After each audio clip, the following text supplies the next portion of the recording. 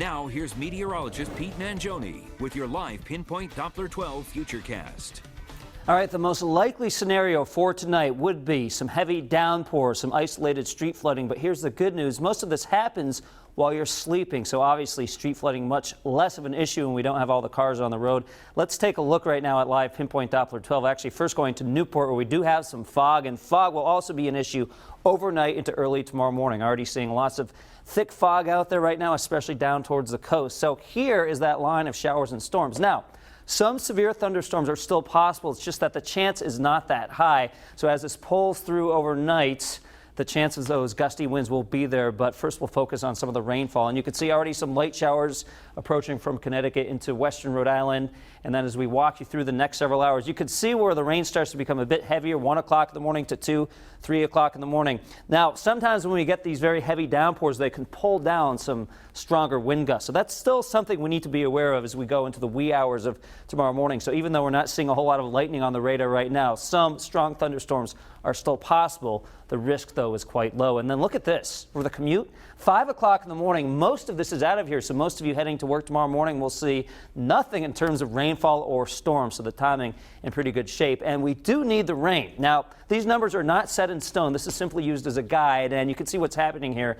Most places showing between about 1/2 inch and 3/4 of an inch. And I think that's reasonable. Now, if you happen to be in an area stuck underneath a downpour or a thunderstorm, you could easily get 1 inch, 1.5 inches, or even 2 inches. That's simply how these systems work. The rain tends to be pretty isolated. We could really use it where we have extreme drought here around the Boston area in both the south and north shore of Boston. But even here locally, we do have a severe drought category according to the U.S. Drought Monitor. And in fact, it's in northern Rhode Island where the best chance of some of those heavier downpours and maybe a thunderstorm will be. So hopefully that'll punch in a little bit of a dent in the rainfall deficit, but this will not completely make it up because it will be a fast mover. Dew points right now in the low 70s. Do not get used to that. Humidity dropping like a rock as we head into tomorrow.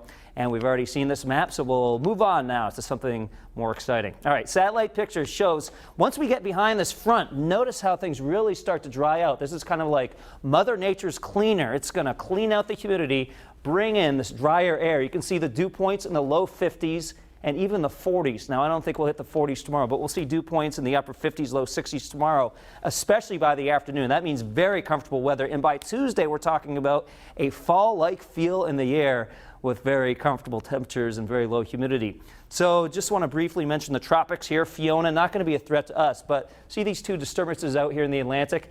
This one meandering to the west, if it can hold together over the next several days, it could be an issue in the Caribbean, so we'll be watching that closely. In the meantime, we are looking great. 79 on Tuesday, 84 on Wednesday. It does get a little more humid, a little warmer towards the end of the week with high temperatures in the mid to upper 80s. So, Jared, some heavy rain on the way overnight.